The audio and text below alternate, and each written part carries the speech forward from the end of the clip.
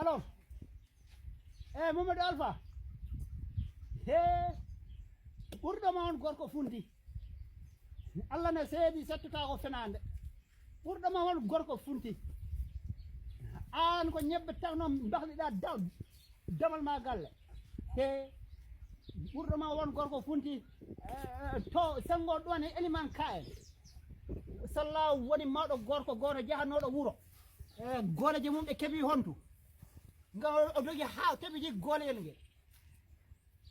oɗo hori dañi ko hommiri goleyel ngel ndegata esum debbo mbo gamta esum debbo mbo sukki domum ɓogga ñebbe mbo dadi wudere ngam o wi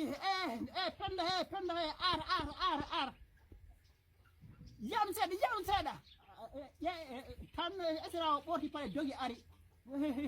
ngam o wi ɗum kaw mbar ko jam ngam o wi ɗum amuɗa andu wona jam on tottama wositére made tan esira o debbo o humti wudere ray tokki esira o gorko harli wudere nde ha nde teeŋi tan o ŋaɓɓini goleyel ngel ha teeŋi rewo ngam o wi gaga hoƴƴuɗu golel ga ha golel ngel ŋaaɓi nge horti mum aca o lappi ngel ngel yeehi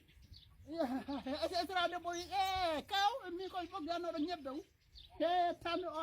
kaw o woni yo teŋgade ɓortinde wi ɗum hi teŋgade waranaka